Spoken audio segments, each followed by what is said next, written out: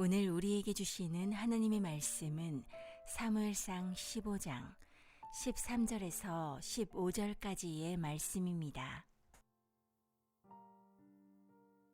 사무엘이 사울에게 이른즉 사울이 그에게 이르되 원하건대 당신은 여호와께 복을 받으소서. 내가 여호와의 명령을 행하였나이다 하니 사무엘이 이르되 그러면 내 귀에 들려오는 이 양의 소리와 내게 들리는 소의 소리는 어찌 됨이니까 하니라. 사울이 이르되 그것은 무리가 아말렉 사람에게서 끌어온 것인데 백성이 당신의 하나님 여호와께 제사하려 하여 양들과 소들 중에서 가장 좋은 것을 남김이요 그 외의 것은 우리가 진멸하였나이다 하는지라. 아멘. 아멘. 아멘. 옆에 분들 같이 인사하시죠.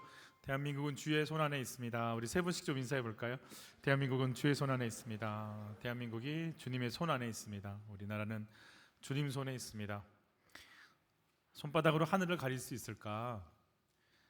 가릴 수 없겠죠. 손바닥으로 가린다고 자기 손 쳐다보고 있는 사람은 가려지는 것 같이 느껴질 수 있을 것 같아요. 사울은 오늘 그렇게 하늘을 손바닥으로 가리는 일을 시작했습니다. 1번 같이 받을까요? 길갈에서 왕 노릇하려고 하는 나를 분별해야 합니다. 사무엘은 밤새도록 울었어요. 내가 사울에게 버림받았어. 울고 또 울었어요. 그리고 나서 그러면 내가 사울에게 가서 돌아올 수 있도록 해야 되지 않나 하는 마음에 사무엘이 사울을 찾으러 갔어요. 갈멜에서 기념비를 세웠고 그리고 나서 기념비를 세운 다음에 길갈로 내려갔다는 얘기를 듣게 됩니다. 기념비 세울 때 얼마나 좋았겠어요. 막 득일양양해가지고 어쩔 줄 몰라 했을 텐데 그럼 길갈에는 또 왜 갔을까?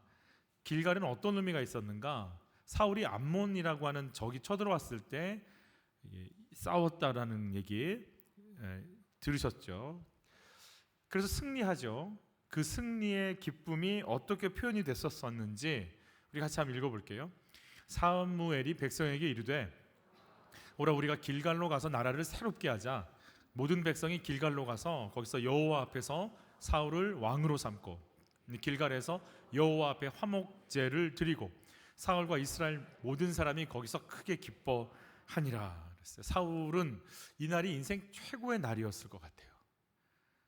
엄마 아빠도 사실 상처투성인 집안이잖아요. 베냐민 지파와 길르앗 야베스 출신의 여자, 원하지 않는 결혼했고 그리고 원하지 않는 결혼 생활, 원하지 않는 삶, 그리고 원하지 않는 왕이 됐는데 무시당했고 그런데 오늘 이 암몬을 무찌르고 길갈에서 사람들의 그 환영 파티를 받고 세리머니를 하는데 야 이렇게 사람들이 날 칭송해 주다니 와 그러면서 얼마나 좋았는지 몰라요. 사울 마음속에 야 내가 이렇게 살면 되는 거였구나. 이렇게 전쟁에서 이기고 살면 사람들이 날 이렇게 좋아해 주고 나를 이렇게 지지해 주는 거구나. 야 인생 이게 인생이구나. 늘 길갈의 환호성 소리가 사울에게는 울렸을 것 같고 그냥 그날을 늘 그리워했을 것 같아요. 블레셋과의 전투에서 하나님 당신 버렸어요 라고 하는 사무엘의 엄중한 경고를 듣고 두 번째 기회인 아말렉과의 전투를 벌려서 이겼잖아요. 마음 가운데 나 이겼어. 이기면 어디로 가면 돼요? 길갈로 가면 돼요.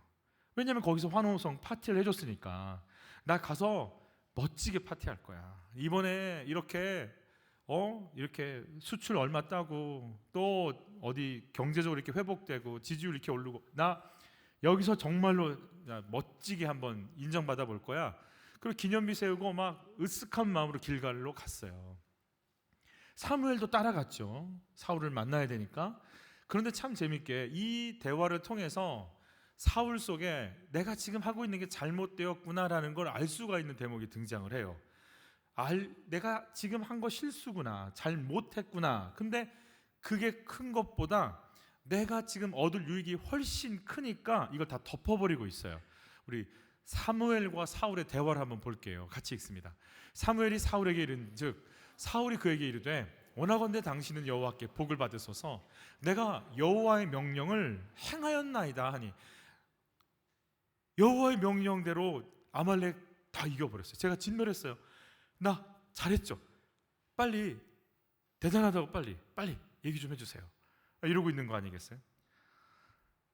그런데 그 다음을 보면 사실 이게 명령 다 지킨 거 아니거든요.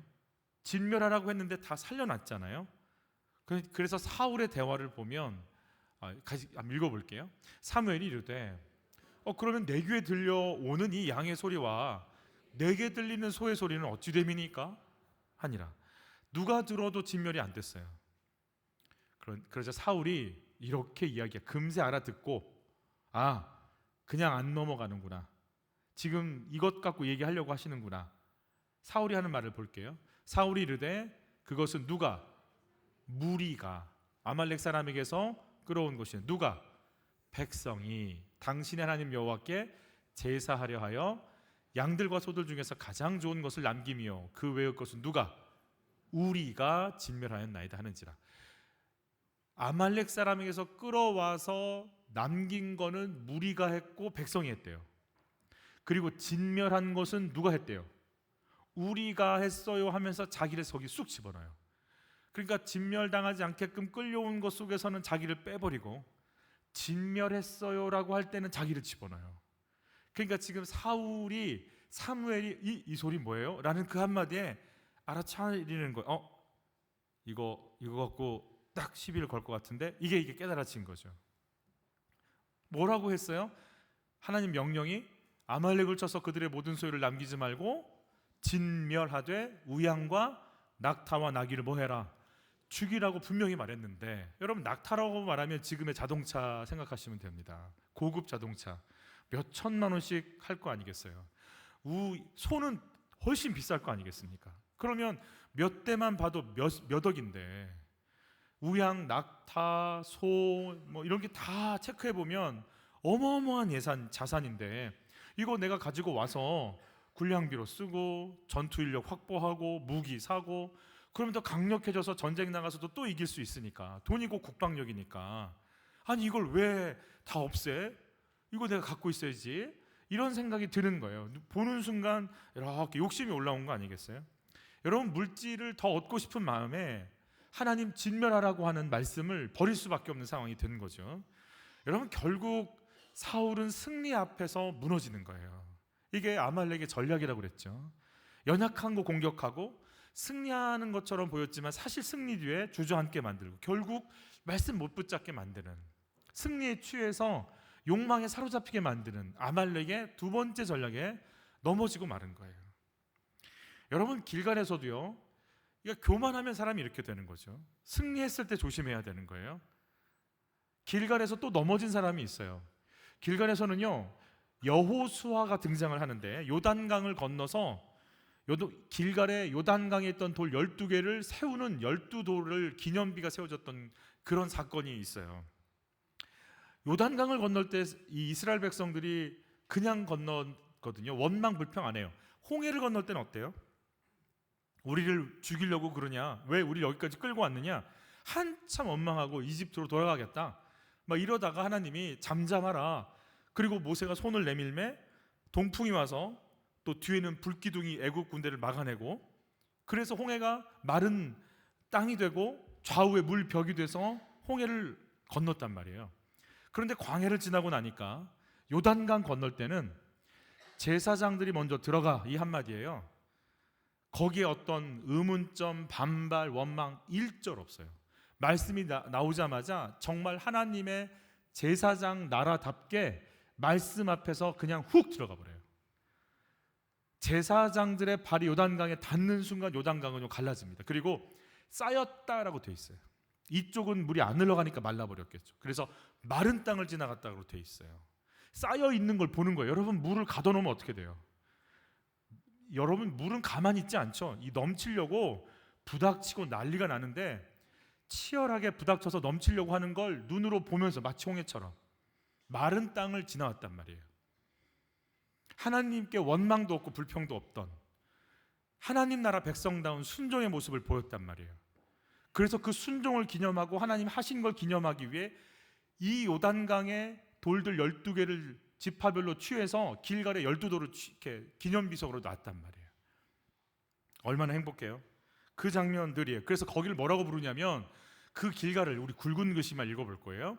오늘 애굽의 수치를 너희에게서 떠나가게 하였다 하셨으므로 그 이름을 오늘까지 길갈이라. 길갈, 굴러갔다. 수치가 너희 노예였지? 이제 노예 아니야? 제사장 나라야. 너희들 바로 말 들었지? 이제 그거 아니야? 하나님 말씀 듣는 자. 너희들 바로가 주는 도시락 먹고 살았지? 이제 하나님이 주시는 양식으로 영적인 부유함으로 살아가는 거야. 너희가 이름답지 못하게 선택받은 아브라함 자손답게 못 살았었지? 그 수치 굴러갔어? 이제 하나님의 백성답게 사는 삶이 열린 거야 라는 그 의미가 담겨져 있는 길갈이 여기 있는 거예요. 그래서 그날 뭐 했는가? 길갈의 진을 치면서 유월절을 지킨 거예요. 여러분, 유월절을 40년 전에 애굽에서 지냈잖아요. 애굽의 모든 장자들이 죽고 이스라엘의 장자들은 살아남았잖아요. 이것 때문에 출애굽한 거거든요. 그 40년 전에 애굽 땅에서 지켰던 유월절을 아브라함과 이삭과 야곱에게 언약하신 언약대로 가나안 땅에 들어와서 유월절을 지킨 그 영광의 날, 그게 길갈이란 말이에요. 말씀을 이루었고 말씀이 이루어졌고 그 말씀의 통로가 됐고 하나님의 자녀답게 승리한 그 길갈의 영광이 있는데, 그게 여호수아 5장인데 여호수아 9장에 다시 길갈이 등장을 해요. 이 여호수아 9장에는 어떤 길갈이 등장하냐면 똑같은 길갈인데, 여호수아가 요단도 건넜죠, 여리고도 무너뜨렸죠, 아이성도 정복했어요. 그리고 나서 뭔가 알 수 없는 어깨에 뽕이 들어갔어요. 누가 등장하느냐? 가나안 족속도 역시 진멸하라고 하셨거든요, 하나님이. 근데 이스라엘 백성들의 진행을 보면서 기브온이라고 하는 족속이 와서, 저희요, 누구세요? 저희 멀리 왔어요. 가나안 족속 아니야? 아니에요. 저희 빵 곰팡이 난 것 좀 보세요. 멀리서 왔어요. 진짜요? 진짜예요. 여호와라는 분의 이름의 소문을 듣고 왔어요. 저도 당신들과 같은 족속이 되고 싶어서 왔어요. 이상한데? 이상하게 생각하지 마세요. 맹세컨대 우리 가나안 족속 아니에요. 그래서 여호수아가 그들을 받아들이죠. 하나님의 이름으로 언약해서 우리와 하나다, 하나님이 이들을 보호하실 거다, 우리는 이들과 하나다, 이러고 선포해버렸어요. 길갈 진영에 있을 때 이스라엘 백성들은 그 길갈이 좋아서 그런지 거기에 본진을 두고 가나안 정복 전쟁을 펼쳐나갔는데, 먼 나라에서 온 맨 아랫줄이죠, 이제 우리와 조약을 맺읍시다 하고 기브온 족속이 조약을 맺은 거죠. 사실 알고 보니까 가나안 족속이었어요. 근데 그때 이렇게 그 상황을 이렇게 표현합니다. 같이 읽죠. 여호와께 묻지 아니하고 여호수아가 곧 그들과 화친하여 그들을 살리라는 조약을 맺고 그랬어요. 묻지 않았어요. 왜 묻지 않았을까요? 묻고 싶지가 않아요, 별로. 왜요? 계속 이기고 있으니까. 여러분, 내가 괜찮은 사람이라고 느껴졌을 때, 하는 것마다 잘 될 때, 하는 것마다 승진하지, 합격하지, 돈 벌지, 인정받지, 근데 그걸 막 기도로 뭔가를 물어보겠어요, 저희가? 잘 되고 잘 되고 잘 되는데 하나님 이건 어떡하죠? 하나님 이건 어떡하죠? 이러겠어요? 우리 아이들이, 내 딸이 좋은 데 나와서 좋은 거 이렇게 하고 있고 인정받고 하고 있으면 딸이 엄마 나 이거 할 거야 그러면 그래 알아서 해 이러지. 하나님 얘가 무슨 계획이 있을까요? 하나님 인도, 이런 말 나올까요? 잘하지, 착하지, 똑똑하지.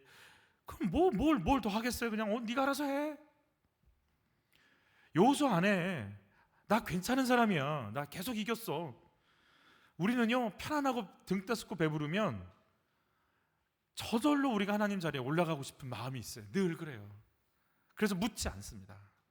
그냥 내가 결정해 버리는 거예요. 이게 무의식적인 교만함이에요. 우리 안에 깔려있는 동정과 사랑이 구별이 안 되는 영적 분별력을 잃어버린 상태가 되는 거죠. 여호수아는요, 기브온 족속을 받아들이면서 진멸하라, 그 말씀을 어기게 되는 장본인으로 이제 서게 되는 일이 벌어졌어요. 그래서 속아버렸어요. 이기니까 속은 거예요. 여러분, 우리가 잘 될 때 그래서 조심해야 돼요. 뭔가 잘 되고 있다고 할 때 한 번 더 숨을 고르고 하나님께 물어야 돼요. 말씀 앞에 물어야 돼요. 공동체와 상의해야 돼요. 김영재 목사님의 속인 자, 속은 자라고 하는 여호수아 이 본문에 이런 예화가 등장을 해요. 이 권사님은요, 한 번도 11조를 빼먹지를 않았어요. 몇십억짜리 빌딩을 사는데 어마어마한 돈이잖아요. 근데 그거를 또 11조를 다 했어요, 교회에. 그리고 났는데 외아들이 암으로 죽습니다. 그리고 남편도 조금 있다가 또 죽습니다. 자기 이 건물을 운영할 만한 사람들 다 죽은 거예요. 그러다 보니까 건물에 대한 세금을 못 내서 이게 연체가 되고 몇십억 하는 그 건물이 공매에 넘어가서 반값에 팔리는 이런 말도 안 되는 일이 벌어졌어요. 그 돈을 받아서 임대 보증금을 내주고 세금을 내니까 길거리에 나앉게 생긴 거예요. 이 권사님이 이렇게 얘기합니다. 내가 헌금을 얼마나 많이 했는데 어떻게 나한테 이런 일이 있을 수 있어? 아들 죽고 나니까 며느리도 손자들 데리고 다 가버렸다. 딸들도 이 니은녀들도 인류로 키워서 시집 보냈는데 이 녀석들이 생활비 한 푼 안 준다. 내가 세금을 못 내서 이렇게 안타까워서 끙끙대는데 내가 지금까지 교회에 낸 돈이 얼마인데 교회에서 돈 하나 안 주더라. 그래서 권사님께 물었대요. 권사님, 이렇게 빚이 많아지면 빨리 건물을 팔아서 정리를 하실 생각을 하셨어야죠. 이렇게까지 왜 놔두셨어요? 그래서 그분 이런 말을 합니다. 내가 11조 많이 해서 헌금 많이 해서 산 이 건물, 이곳에서 1대, 2대, 3대, 4대 손자까지 장로시키고 싶어서 그랬대요. 이분이 말씀에 분별력이 없으니까 이분이 헌금한 이유는 하나님 때문에 한 거예요? 아니면 내 새끼들 잘 되는 것 때문에 한 거예요? 잘 되려고 이거 헌금한 거예요. 이분은 기복 때문에 헌금 11조 한 거예요. 이분이 왜 망했냐고요? 이 기복 11조 때문에 망한 거예요. 내가 이렇게 하면 복 주시겠지라고 하는 계산이 있었어요. 근데 아들, 딸 승승장구하죠. 건물은 잘 나가는 것 같고 임대료도 막 들어오는 것 같으니까 안 되는 일이 없다고 생각했는데 이분의 복은요 11조가 복의 근원인 거예요. 하나님이 복의 근원 돼야 되는데 내가 무슨 하나님께 투자한 거예요 이렇게. 여러분, 우리 죽을 수도 있고 사라질 수도 있어요. 이분은 돈에 속았고 자기 헌신에 속았고 자기 자식 사랑에 속았어요. 속상해하는 이 권사님을 향해서 이렇게 얘기했다고 그래요. 권사님 집착과 기대에 속으시는 거예요. 권사님 신앙생활 열심히 하시는데 식구들이 권사님 싫어하죠? 권사님 이렇게 얘기합니다. 어떻게 그렇게 잘 아세요? 왜냐면 이 정도의 집착이면 자식들 그냥 안 놔뒀을 거예요. 너 이거 해내라고 분명히 몰아세웠을 거예요. 인생이 헛된 것임을 알고 이 땅을 나가기 전에 내가 이제 복의 근원은 11조가 아니라 하나님 자체가 나의 복이요, 하나님이 나의 생명이요, 내가 품고 내가 엎드릴 분이 11조가 아니라 하나님인 걸 알게 되셨으니 권사님 이제 회복되실 겁니다. 그게 은혜입니다. 수업료를 비싸게 냈는데 그게 은혜입니다. 이게 권사님의 삶의 결론입니다. 굉장히 서운해 하시는 게 아니라 다 어떻게 그렇게 안 도와주고 자식들도 나를 안 돌아봐 주는 것이 권사님의 삶의 결론입니다. 그 말을 했는데 이분이 서운해 하시는 줄 알았더니 이런 말 처음 들어봤다고 속이 다 시원하다고 그러시더래요. 이게 내 삶의 결론입니다. 우리 같이 한번 해볼까요? 이게 내 삶의 결론입니다. 예, 받아들이셔야죠. 그 속에서 바꿀 것 바꾸고 빼낼 것 빼내고 수정할 것 수정하고 다시 하나님께 바라보고 서야죠. 내 헌신, 내 집착, 내 물질, 내 명예에 속아서 하나님을 등질 수 있다라는 거예요. 이분은 하나님 아니었어요. 나였어요. 우리 집 식구들이었어요. 내 자손들이었어요. 여러분, 승리에 들떠서 하나님을 향한 마음 놓치고 있는 길갈의 자리는 어디에 있는 건가요? 나에게 그런 길갈이 있을까요? 두 번째, 같이 한번 읽어볼까요? 내가 왕이 되려고 할 때 나오는 부작용들을 잘 분별해야 합니다. 어떤 부작용들이 있는가? 사울이 하나님이 왕이 아니라 내가 왕 된다고 착각 속에 빠졌습니다. 이제부터 사울은 그로 인한 부작용들을 경험하게 될 건데 놀랍게도요, 이 부작용들이 누구와 너무너무 닮았냐면 바리새인, 서기관, 사두개인과 너무너무 닮았습니다. 소름이 끼치도록. 첫 번째 어떤 상태들이 보여지게 되는지 같이 읽죠. 예배 중독자 사울의 모습을 보게 됩니다. 여러분,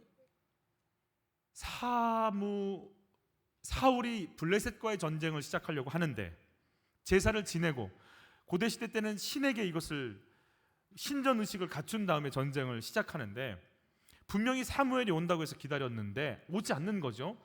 그때 사울이 어떻게 했는지, 이거 첫 번째 하나님께 버림받을 때의 상황이잖아요. 이 모습 한번 보도록 할게요. 같이 읽죠. 사무엘이 길갈로 오지 아니하매 백성이 사울에게서 흩어지는지라 사울이 이르되 번제와 화목제물을 이리로 가져오라 하여 번제를 드렸더니 그랬어요. 사무엘이 오지 않으니까 또 거기도 길갈이에요. 사울에게서 백성들이 흩어지기 시작해요. 왜 안 와? 왜 시작을 안 해? 뭐가 잘못된 거예요? 웅성웅성거리더니 하나씩 빠져나가요. 군인들이 빠져나가요. 그렇지 않아도 몇 명 안 되는데. 그럼 전쟁을 어떻게 하라는 얘기예요? 이제 조급해지고 다급해졌어요. 그러니까 사울이 넘지 않아야 될 선을 넘어버렸어요. 나는 왕이고 제사장이 아닌데 번제와 화목제물을 드려서 자기가 번제를 드렸어요. 번제가 뭐예요? 짐승의 머리를 치고 가죽을 벗기고 내장을 긁어내서 모든 걸 다 태워서 하나님께 드리는 온전한 헌신의 예배가 번제예요. 화목제가 뭐예요? 하나님과 나와의 막힌 걸 열고 화목하겠다라고, 이제 관계를 열겠다라고 하는 제사예요. 문제는 번제와 화목제 제사는 지냈는데 하나님 앞에 사울은 온전한 헌신할 마음은 없어요. 온전히 하나님 오실 때까지 기다리는 건 없어요. 사람들이 가는 게 훨씬 커요. 하나님이 지금 나에게 오셔서 이끌어 가시는 건 별로 거기에 관심이 없어요. 그런데 왜 번제와 화목제는 드렸을까요? 이거 해야 전쟁할 수 있는 거니까. 자신의 승리를 위해서 하나님이 필요할 뿐이지 내가 지금 하나님의 말씀을 듣고 움직일 마음은 없어요. 그래서 첫 번째 버림을 받잖아요. 경고를 받죠. 전쟁이 났어요. 블레셋과의 전쟁을 진행하는 도중에 전쟁에서 자기들이 좀 불리한 상황이 되어버렸거든요. 그러자 불리한데 저쪽 블레셋 진영에서 뭔가 이상한 일이 벌어져. 그 이상한 일이 뭐냐면 자기는 몰라요. 지금 모르는데 자기 아들 요나단이 가서 그 전쟁터 속에서 뭔가 일을 꾸미고, 그래서 블레셋이 힘들어할 때였어요. 근데 이게 잘 파악이 안 되니까 이거 전쟁을 해야 돼 말아야 돼 도망가야 돼 어떻게 해야 돼 궁금할 때입니다. 그때 사울의 모습을 한번 보세요. 같이 읽죠. 사울이 제사장 아히야에게 말했습니다. 하나님의 궤를 가져오시오. 그때에는 법궤가 이스라엘 사람들에게 있었습니다. 내가 지금 어떻게 해야 될지 모르니까, 지금 문제가 생겼으니까, 우리 애가 아프니까, 우리 애가 시험에 떨어졌으니까 목사님 불러다가 우리 예배드리게 그랬단 말이에요. 근데 그 다음 거 한번 볼게요. 사울이 제사장 아히야에게 말하고 있을 때 블레셋지는 더욱더 혼란스러워졌습니다. 무슨 얘기냐면 블레셋이 흔들리네. 이거 충분히 우리가 지금 치고 들어가서 전열이 무너졌을 때 공격해서 쳐들어가서 저 진영의 흐름을 우리 걸로 가져올 수 있겠네, 이 전쟁의 흐름을. 이라는 판단이 세워지는 순간, 자, 세 번째 줄부터 읽어볼까요? 그러자 사울이 아히야에게 말하였습니다. 그만두시오. 지금은 기도할 시간이 없소. 그러니까 사울은요, 문제가 생기면 하나님의 교회가 필요할 뿐이에요. 근데 문제가 없다고 이제 내가 승리할 거라는 생각이 드는 순간 하나님의 교회는 필요치 않습니다. 사울에게 하나님은 왕이 아닙니다. 그저 나의 승리를 위해서 필요한 우상일 뿐인 거예요. 이스라엘 왕은 하나님이 아니고 사울 왕 자신인 거예요. 비나이다 하면서 뭔가 치성을 들여서 그 공을 이렇게 애쓰면 천지신명이 감동하듯이 그렇게 하나님을 감동시켜서 내가 원하는 걸 가져오고 싶은 마음에 지금 하나님께 제사를 지낸 거예요. 지금 그 모습은 여기에서도 등장해요. 블레셋과의 전투에서 어떻게 될지 모르는 상황이 생기니까 사울이 내린 명령이에요. 같이 읽습니다. 이날에 이스라엘 백성들이 피곤하였으니 이는 사울이 백성에게 맹세시켜 경계하여 이르기를 전혀 곧 내가 내 원수에게 보복하는 때까지 아무 음식물이든지 먹는 사람은 저주를 받을지어다 하였습니다. 그러므로 모든 백성이 식물을 맛보지 못하고 그랬어요. 전쟁을 하는 와중에 무슨 명령을 내리냐면 금식 명령을 내리는 거예요. 그러면 신이 감동해서 이 전쟁을 이기게 하실까 하는 마음에, 여러분 저는 이런 생각 해봤어요. 병사들이 어떤 마음으로 싸웠을 것 같아요? 그냥 제 생각인데 이길 때까지 밥 안 준대. 이겨야 돼. 이겨야겠다. 밥 먹으려면 이겨야겠다. 열심히 싸웠을 것 같아요. 왜냐하면 배고픈데 계속 밥 안 줄 거니까. 그래서 이겨요. 그나라의 백성이 블레셋 사람을 뭐 했어요? 쳤으므로 그들이 심히 피곤한지 밥도 안 먹고 일한 거예요. 전쟁한 거예요. 백성이 양과 소와 송아지들 끌어다가 그것을 땅에서 잡아 피채 먹었더니, 너무 배고프니까 피채 먹으면 안 되거든요. 그러니까 피를 뽑아, 이스라엘 백성들만이 하는 요리가 있어요. 피를 거꾸로 세워서 피를 혈관 뚫어갖고 다 빼내요. 우리가 피 빼는 거하고 완전 다릅니다. 이들의 음식 문화가 있습니다. 그거 할 시간도 없어요. 배고프니까 그냥 핏물이 나오든 말든 막 먹기 시작한 거죠. 이렇게끔 죄짓게 만든 사람 누구예요? 사울이에요. 그러니까 종교적인 열심은 있어요. 그러나 그게 진짜 하나님 거 아니에요. 이제 블레셋을 어떻게 정리할까 하는 마음에 사울이, 그러니까 이럴 때는 물어요. 같이 읽습니다. 사울이 하나님께 묻자오되 내가 블레셋 사람들을 추격하리이까 주께서 그들을 이스라엘의 손에 넘기시겠나이까 하되, 그날에 하나님이 대답하지 아니하시죠. 하나님이 왜 대답 안 할까요? 이용당하니까. 그러자 대답이 없는 걸 알고 그 다음 사울은 뭐라고 반응하는지 한번 같이 읽어요. 사울이 이르되 너희 군대의 지휘관들아 다 이리로 오라. 오늘 이 죄가 누구에게 있나 알아보자. 이 죄가 누구에게 있어요? 사울이잖아요. 이게 율법주의자들의 특징이에요. 내 죄 안 봐요. 남의 죄 봐요. 너는 어떻게 엄마 아빠한테 이럴 수 있어? 너 말이 어떻게 배운 거야?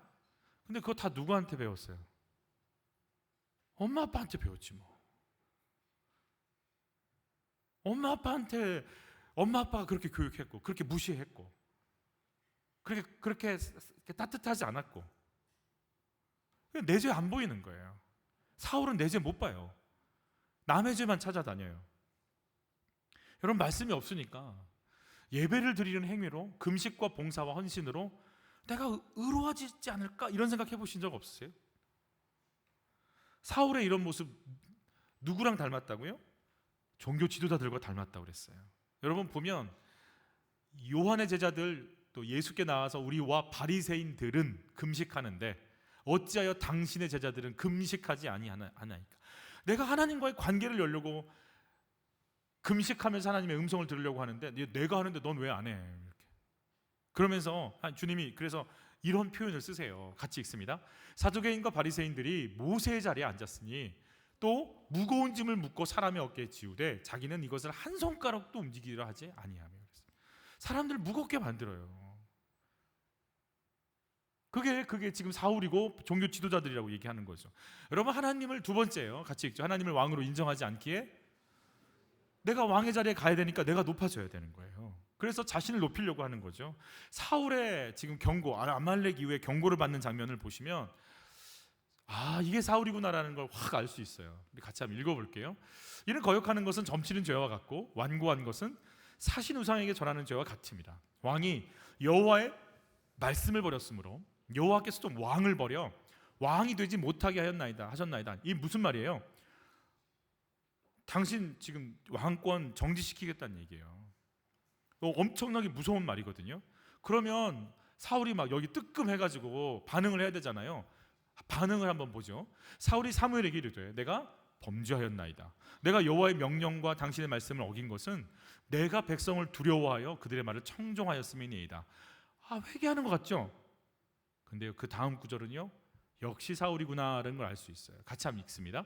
사울이 이르되 내가 범죄하였을지라도 이제 청하옵나니 내 백성의 장로들 앞과 이스라엘 앞에서 나를 모아서 높이사 나와 함께 돌아가서 내가 당신의 하나님 여호와께 경배하게 하소서 하더라.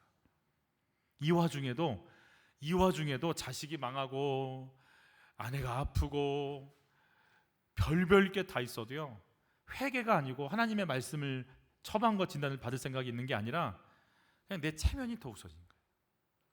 내가 높아지지 않으면 어떻게 되지? 나 이런 식의 대우받으면 어떻게 되지? 나 사람들이 인정 안 해주면 어떻게 되지? 그게 제일 큰 걱정이지 하나님의 아픔 이런 건 상관없어요. 내가 이런 모습이 사람들에게 알려져서 우리 목장 식구들이 나 저 안 좋아하면 어떡하지? 그게 제일 큰 걱정이에요. 종교 지도자들 어떨까요? 종교 지도자들도 그래요. 모든 행위를 사람에게 보이려고 하고 높은 자리, 문안 받는 거, 랍비라 칭함 받는 거 이거 좋아하는 사람들이에요. 사울과 참 동일해요.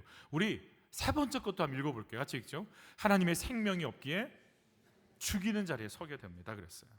여러분 사울이 얼마나 교활한지 참 사울은 이렇게 공부하면 할수록 정말 참 재밌는 게 아니라 나를 돌아보게 돼요. 어떻게 자기 딸까지 이용해 먹거든요. 같이 한번 읽어볼게요. 사울이 다윗에게 이르되 내 맏딸 메랍을 내게 아내로 주리니 오직 너는 나를 위하여 용기를 내어 여호와의 싸움을 싸우라 하니 무슨 말이냐면 큰딸 메랍을 주겠다라는 거예요. 근데 조건이 뭐냐면 블레셋 사람들의 표피 100개를 배우라는 거예요. 그러면 블레셋 사람들 100명을 죽여야지 돼요. 그러면서 하는 말이 여호와의 싸움을 싸우라 이렇게 하나님 빨아먹어요. 우리 이는 아래서 두 번째 줄 한번 같이 읽어볼게요. 이는 그가 생각하기를 내 손을 그에게 대지 않고 블레셋 사람들의 손을 그에게 대게 하리라 함이라. 그래서 다윗을 죽이려고. 근데요 얼마나 교활한지 첫째 딸 안 줍니다. 그리고 둘째 딸이 미갈과 결혼시키죠. 사울은요 자기의 출세를 위해서 자식들 다 이용해 먹고요, 자기의 오른팔 다 이용해 먹고요, 하나님 이름 팔고요. 종교 지도자들이요 예수님을 죽이기 위해서 올무를 놔요. 예수님께. 그 장면을 한번 볼까요? 우리 굵은 글씨만 좀 읽을게요. 어떻게 하면 예수를 말의 올무에 걸리게 할까 하고 상의하죠. 또 한번 굵은 글씨만 봐요. 예수의 말씀을 책 잡으려고 해서 사람을 보냅니다. 또 굵은 글씨만 봐요. 예수를 고발할 증거를 찾으려 하여 엿봅니다. 이렇게 쳐다보고 언제쯤 실수할지 언제쯤 말실수할지를 가만히 보고 있다가 콕 찍어서 이렇게 얘기를 하려고 준비하는 거죠. 또 읽어볼 굵은 글씨만 고발을 할 조건을 얻고자 하여 예수를 시험함이라 그랬어요.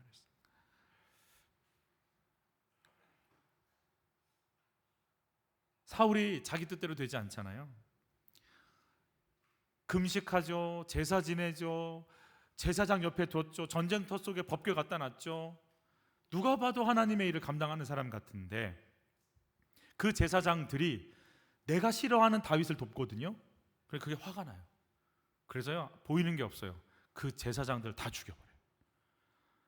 이건 어떻게 해야 될지 모르겠어요. 같이 읽죠. 왕이 도액에게 이르되 너는 돌아가서 제사장들을 죽이라 하며 에돔 사람 도액이 돌아가서 제사장들을 쳐서 그날에 세마포 에봇 입은 자 85명을 죽였고 그 다음에 또 뭐가 나오냐면 그 가족들을 다 죽여요. 학살이 일어나요. 그 동네가 제사장 마을이 다 죽습니다.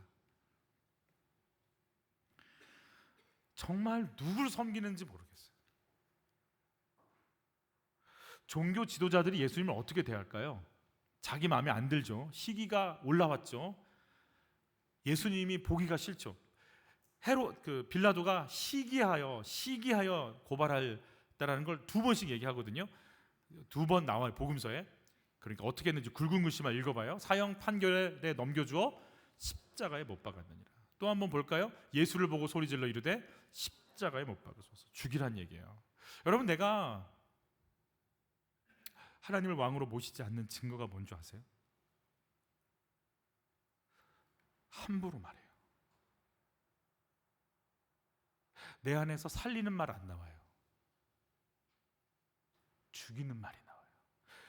내 안에서 걔는 왜 그래? 걔 그 모양이야. 들었어? 뭘? 너만 알아? 그리고 내 안에서 그 사람 넘어지는 말이에요. 어떻게 해야 사람을 살릴까 고민해야 되는데 그거 안 나와요. 하나님의 생명이 없으니까 죽일 말만 나와요. 우리가 낯선 사람들이 갑자기 하나가 될 수 있는 제일 좋은 방법이 뭔지 아세요? 공공의 적이 나타났을 때예요. 그 사람 못 됐어 이 한마디에 다른 사람들이 그렇게 생각하지 그러지 그러고 공공의 적이 만들어지면 우린 하나, we are one이에요. 한국은요 우리나라가 지금 흐름이 그래요. 공공의 적 하나를 빨리 만들어야 돼요. 누가 사고 냈대, 그럼 누가 기업이랬대, 누가 정치인이 어느 집단이 공공의 적을 만들어서 그걸 풀고 있어요. 계속 돌아갈 거예요. 사단의 역사예요.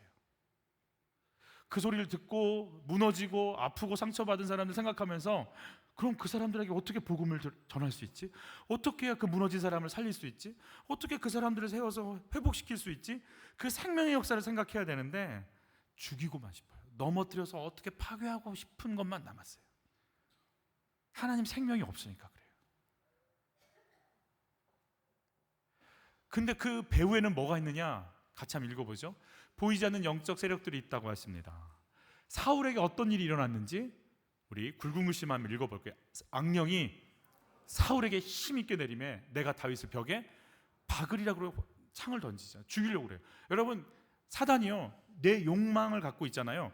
이 욕망을 누가 잡고 쓰냐면 하나님이 잡으시면 회개해서 내려와서 하나님이 세워질 텐데, 욕망을 사단이 잡는, 악한 영이 잡는 순간 욕망을 통해서 더 악해져서 사단이 지배해서 움직이는 존재가 돼서 쓰임을 받아요. 그래서 악한 영 내쫓는 게 중요한 것 같지만 더 중요한 건 내 안에 있는 욕망 정리하는 게 훨씬 중요해요. 그게 훨씬 힘들어요. 여러분, 악한 영은요, 끊임없이 뭔가에 몰입하게 만들어요. 하나님께 몰입하는 게 아니라 누군가를 미워하면 끊임없이 미워해지게 만들어버려요. 증오를 키우게 만들죠. 혹시 그런 사람이 있어요? 자꾸 미워서 어쩔 줄 모르는 그런 단계 있으세요? 걸어가도 그 사람 생각나고, 밥을 먹을 때도 그 사람이 밉고, 잠을 잘 때도 밉고, 웃을 때도 밉고, 놀러 갈 때도 그 사람 밉고, 앉아있을 때도 밉고, 일어날 때도 밉고, 걸어갈 때도 밉고, 달려갈 때도 밉고, 차를 탈 때도 그 사람이 미워요. 있으세요? 스트레스 받았다고요? 여러분, 거짓 사단의 역사예요. 사단이요, 미쳐 돌아가게 만들어요. 미워서 피해의식 속에 갇혀서 증오하고 미워해서 원망하다가 나는 이렇게 피해를 봤어, 손해를 봤어, 그 속에 푹 들어가서 내 인생은 너 때문에 끝났고, 너 때문에 상처받았다고, 너 때문에 아무것도 못한다고 정죄하고 미워하고 정죄해서 너도 나도 그 모든 관계들 다 무너뜨려야 된다고 생각하게 만들어서 파괴시키는 데 목적이 있어요. 주의 성령께서 여러분에게 그걸 분별할 힘을 주시기를 바라고, 이 속의 소리를 끄집어내서 하나님의 사람 생명을 살리는 자리로 우리를 일으켜 주시기를 원하는 거예요. 우리 같이 한번 선포해 볼까요? 예수 이름으로 명하노니 내 안에 있는 미움과 증오와 아픔과 창피함과 서러움과 피해의식 속에 숨어서 나의 죄를 보지 못하고 남의 죄만 보게 만들고 정죄하게 만드는 속이는 세력들은 지금 내 안에서, 지금 내 가족들에게서, 지금 내 가정 안에서, 내 일터 속에서 예수 이름으로 명하노니 내 안에서 지금 즉시 떠나갈지어다, 떠나갈지어다, 떠나갈지어다.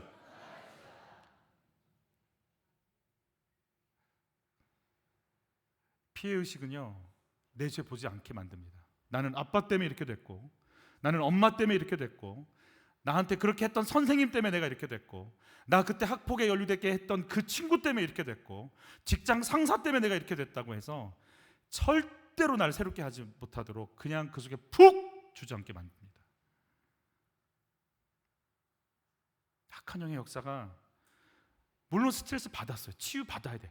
치유 받았고 상담 받아야 돼. 그런데 그게 희한할 정도로 도를 넘어서서 회복의 단계로 가지 못하도록 방해하는 세력이 있을 수 있어요. 있을 수 있어요.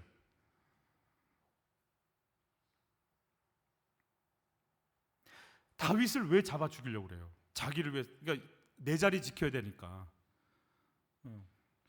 예수님이 바리새인들을 향해서 뭐라고 얘기하는지 한번 읽어볼까요? 너희는 너희 아비 마귀에게서 났으니 그는 처음부터 살인한 자요, 그랬어요. 여러분, 상처를 받지 말라는 얘기가 아니고 상처 받을 수밖에 없어요. 저도 상처 투성이에요. 저는 어제도 이제 선교팀과 대화를 나눴는데 정말 저는 피해의식의 끝장왕인 것 같아요. 그리고 자책하는데 아주 넘버 원이에요. 그걸 피해의식과 자책은 회개가 아니에요. 회개는 하나님께로 돌아가는 거예요. 못났다고 못했다고 자꾸 나를 깔아뭉개는 건 그건 사단의 역사예요. 내가 이런 엉망인데 주 앞에 가겠나이다. 내가 요 모양 요 꼴인데 주 앞에 나가겠나이다. 그게 회개라고요.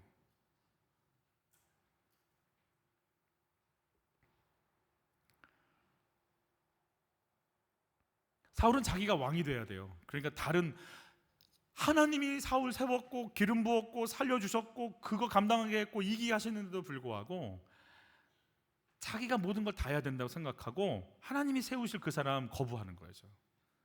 여러분, 이거는 피해의식이 아니라 말씀이 안 들리는 거예요. 속지 마세요. 나오세요, 그 속에서.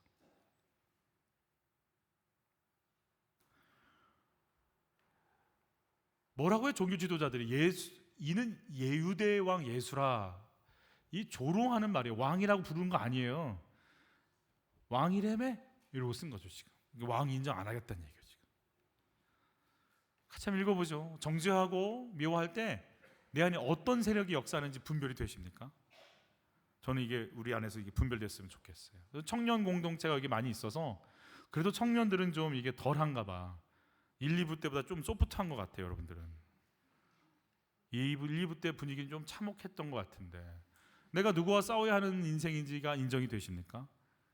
여러분, 우리는 내 안에 있는 그 피해의식 속에, 상처 속에, 억울함 속에 그냥 거기 팍 붙잡혀서 꼼짝 못하게 하는 그 세력을 먼저 치셔야 돼요.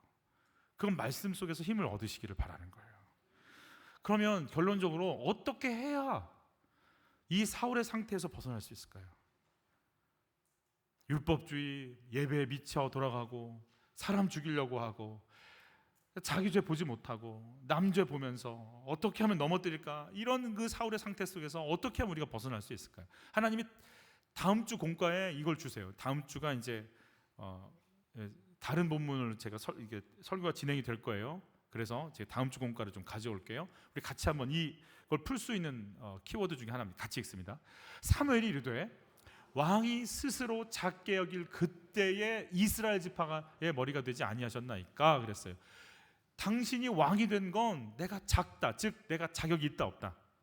없다고. 내가 자격 없는 자다. 내가 이걸 누릴 수 있는 자가 아니다. 은혜다. 은혜임을 아는 때 하나님 당신을 불러서 쓰지 않았냐? 그러면 내가 왕 돼서 교만하고 내 목소리 내고 사람 죽이려고 다닐 때는 내가 자격이 있다고 여길 때 그렇게 한다는 거예요.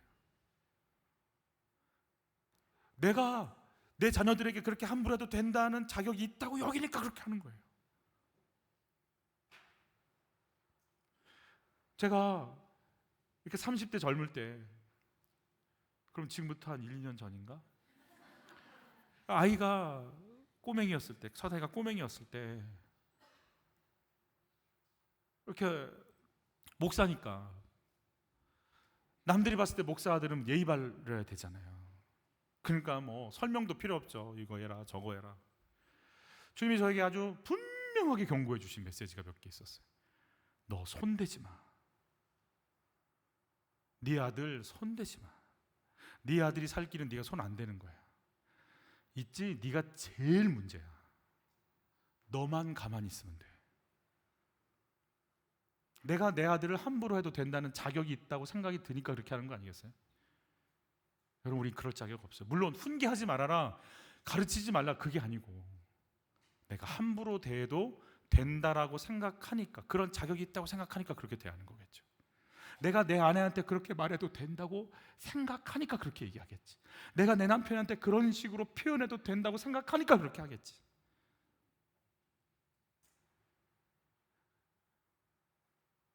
내가 결혼했으니까 내가 그럴 자격이 있다고 생각하겠지. 그렇지 않거든요.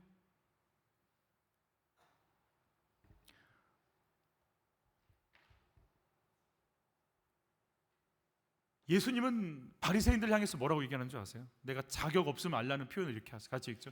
예수께서 이르시되 너희가 맹인이 되었더라면 죄가 없으려니와 본다고 하니 너희 죄가 그대로 있느니. 바리새인들은 뭐라? 보여요, 알아요, 이거 뭔지 내가 잘 분별할 수 있어요, 내가 안 되니까요 라고, 내가 볼 힘이 있다라고, 자격이 있다라고 얘기를 하니까 차라리 안 보이는데 인도 좀 해주세요. 안 보이니까 나 좀 잡아주세요. 안 보이니까 저 좀 끌어주세요라고 얘기할 텐데 알아요. 이렇게 얘기해 버리는 거예요. 여러분, 내가 아는 순간, 안다고 하는 순간 주님 말씀 안 들립니다. 제가 이게 목회자들과 같이 성경을 같이 공부하는데 첫 번째가 뭔지 아세요? 낯설게 보기예요. 본문을 내가 안다고 생각하는 순간요, 놀라울 정도로 본문이 안 보입니다. 우리 그 고릴라 그거 아시죠?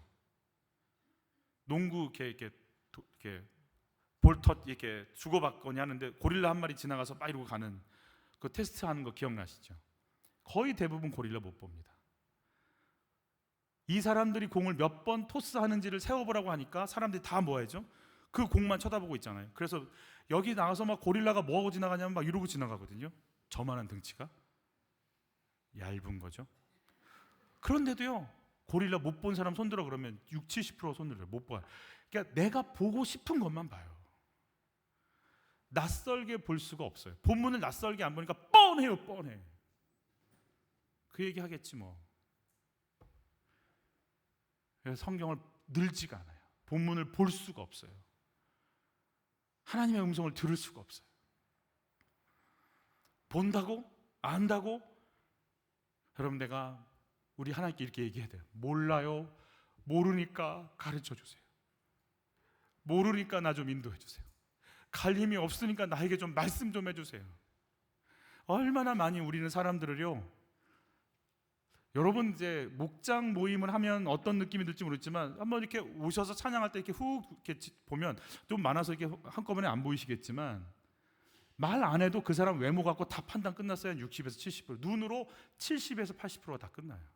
그 사람 얘기 안 했고요. 그 사람 대화 안 했고요. 그 사람 마음 알지 못하는데요. 눈으로 외모 보고 다 끝났어요. 우리 그렇게 다 끝내버려요. 몰라요. 모르는데 그렇게 해요. 모른다 생각하고 하나님의 인도를 받으려고 얘기를 시작하는 순간 놀라운 세계가 열립니다. 이번에 큐인 지도자 세미나 때 이런 거 했었어요. 네가 누구냐? 우리 한번 해볼까요? 네가 누구냐? 이 말은 이 말 속에 뭐가 있어요? 나는 너를 알고 싶다잖아요. 이 말은 무슨 말이 들어가 있어요? 나는 너를 모른다잖아요. 이 말 속에 뭐가 들어있어요? 내가 너를 대해서 알고 있던 정보와 선입견을 내려놓을 테니까 내가 너를 새롭게 보고 싶어, 이 말이거든요. 네가 누구냐?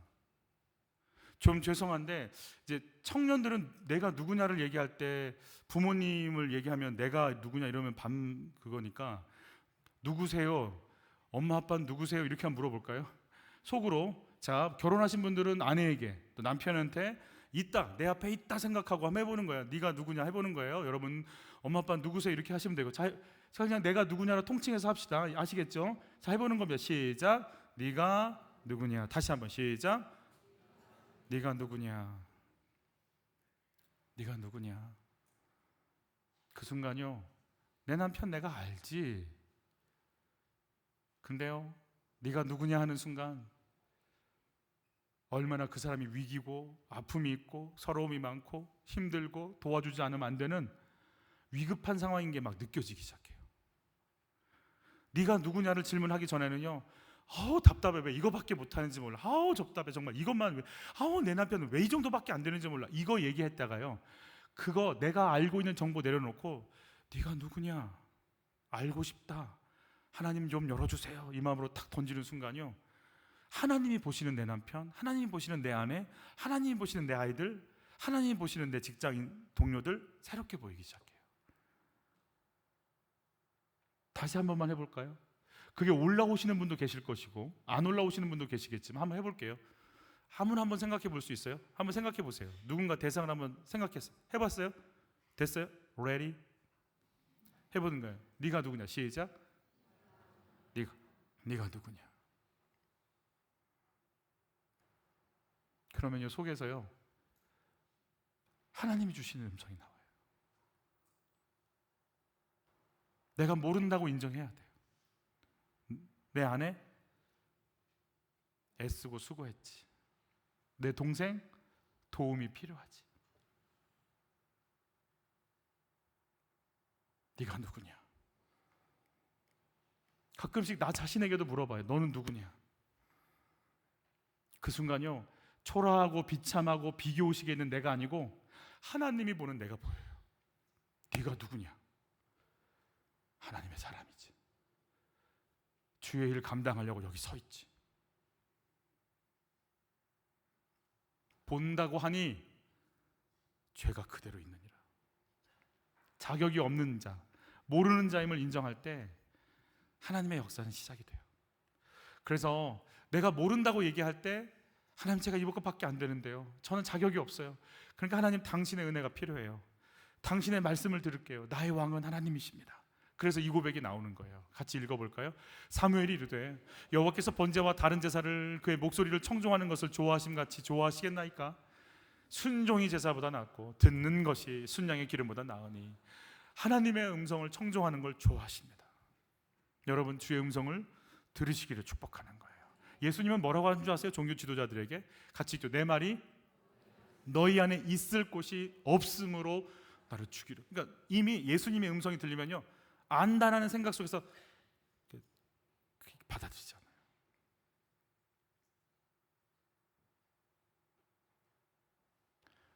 여러분, 주의 말씀이 여러분 속에 들어가기를 축복해요. 자리 잡기를 축복해요.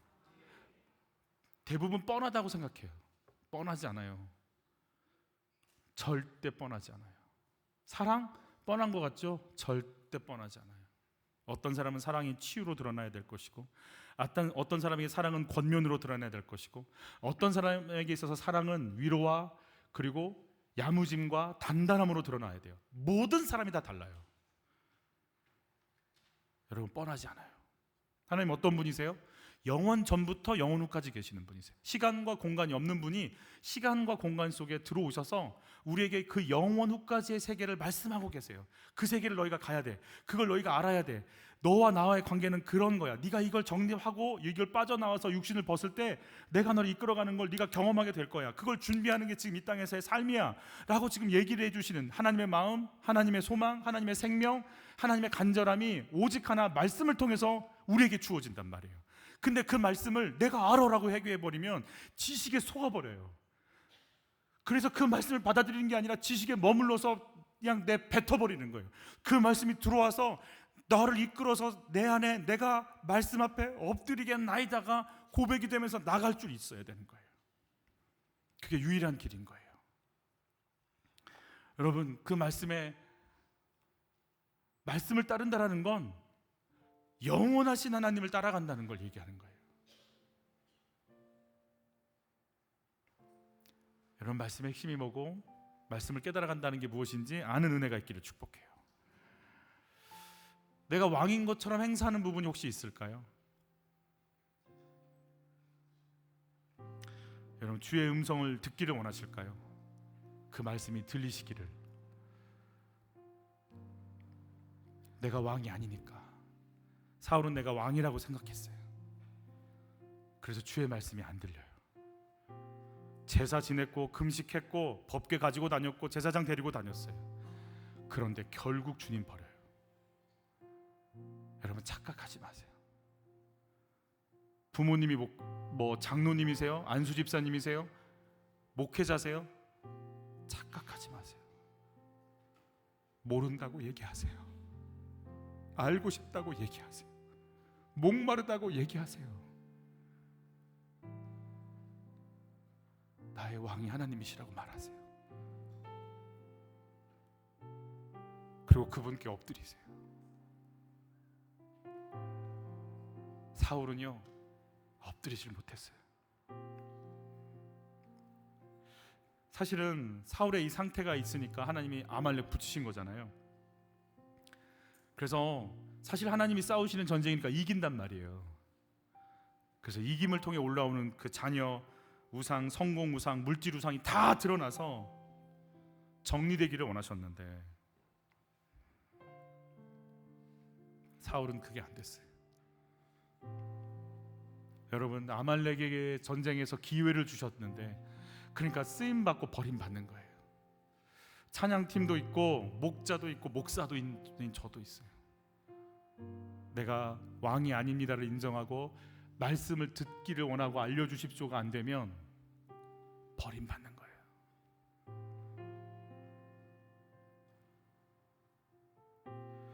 여러분, 하나님 만나시기를 축복하고 매일 주시는 큐티 말씀이 매일같이 여러분 속에 울려서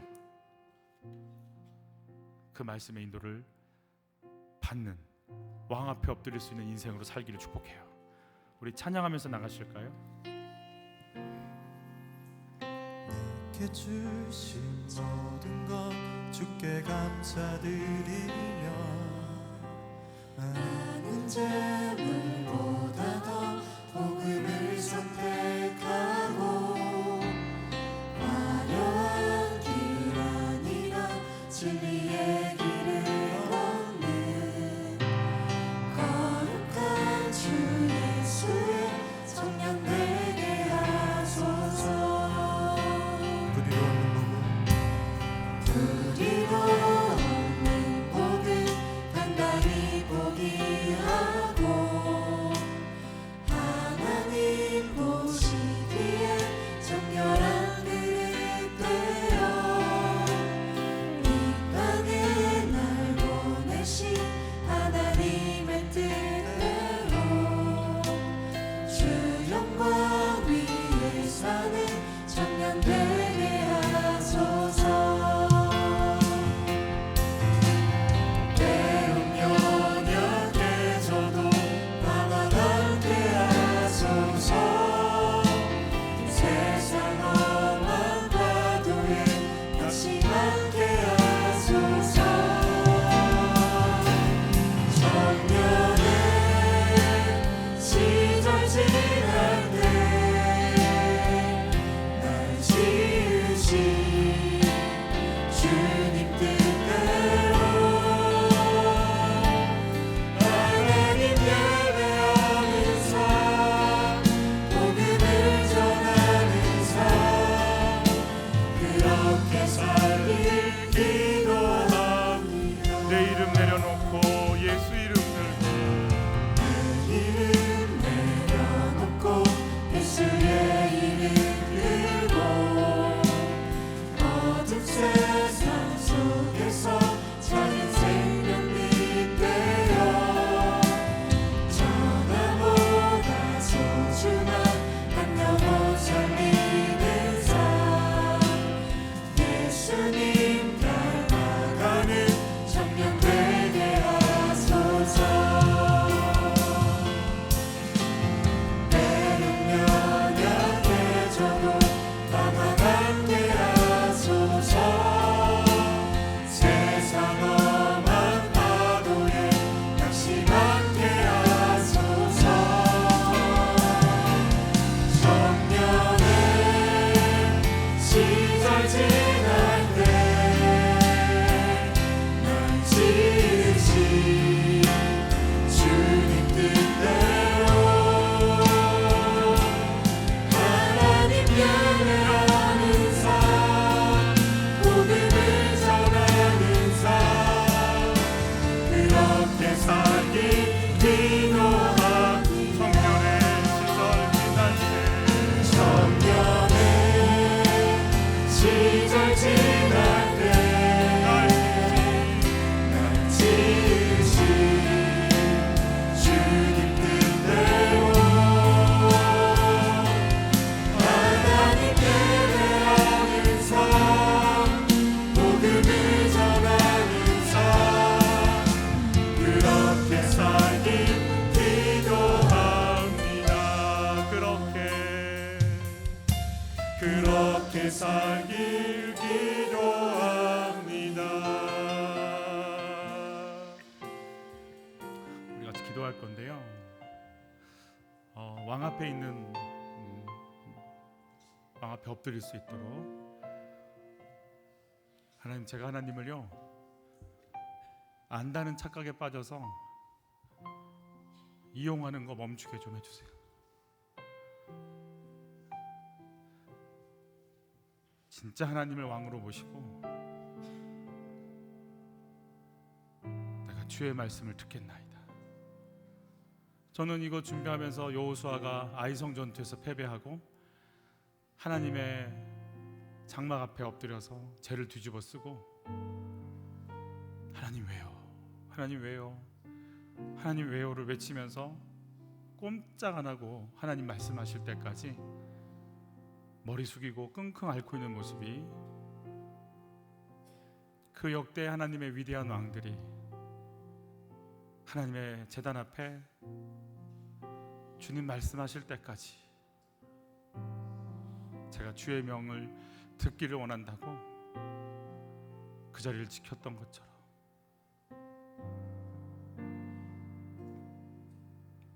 우리 이런 기도 할 거예요. 하나님, 저도 그렇게 할 수 있을까요? 제가 왕이라고 하는 착각에 빠지지 말게 하시고,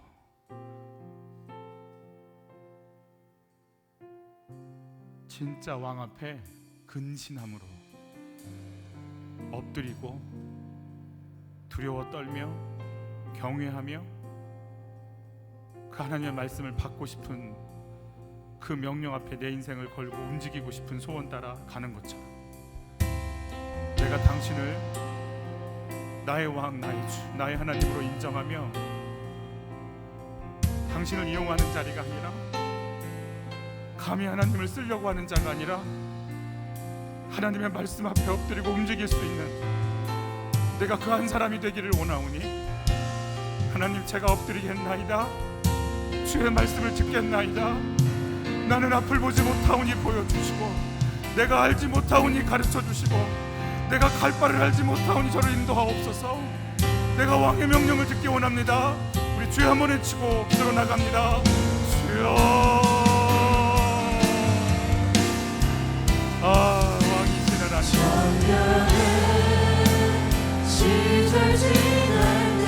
나의 사랑, 나의 주, 나의 하나님, 영원한 생명, 영원한 왕,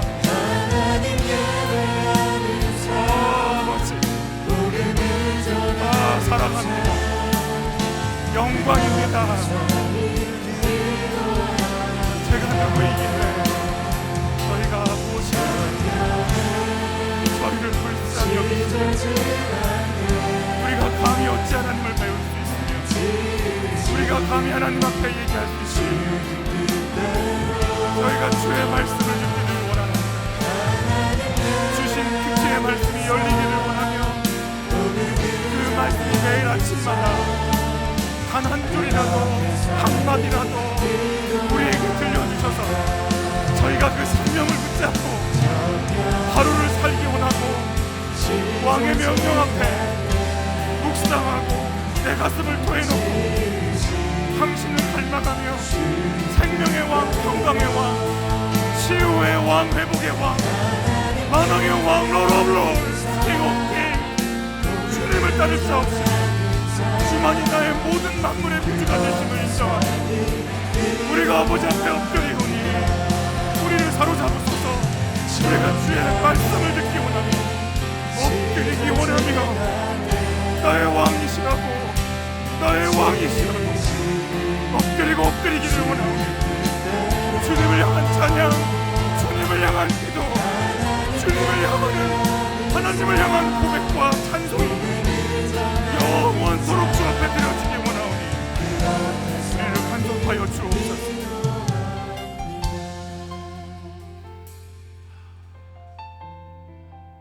우리의 찬양이 하나님 앞에 영원히 드려지기 원합니다. 멈추지 않게 하소서. 밥을 먹을 때도, 길을 갈 때도, 잠을 잘 때도, 얘기를 나눌 때도 하나님을 찬양하는 찬양이 멈추지 않게 하여 주옵소서.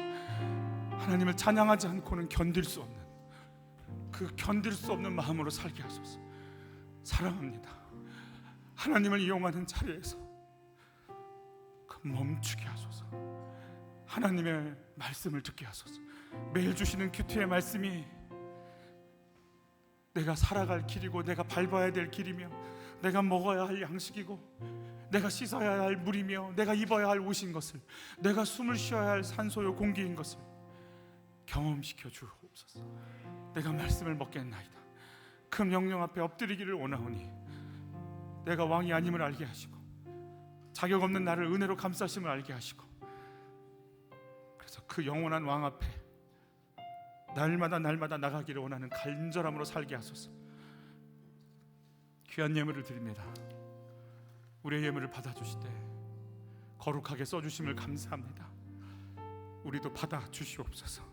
예수 그리스도의 은혜와 하나님의 사랑과 성령님의 인도하심이 죽어있는 나를 살리시고 영원한 생명으로 인도하셔서 하나님을 왕으로 인정하며 그 왕의 영광과 위로와 회복의 통로가 되어 영원토록 그 멋지고 아름다운 왕을 찬양하며 그 왕의 증언자가 되며 왕의 명령을 이루는 하나님의 사자가 되어 이 땅을 살아가기를 소망하는 모든 이들 위해 이 은혜가 영원토록 함께 있기를 간절히 축원하옵나이다.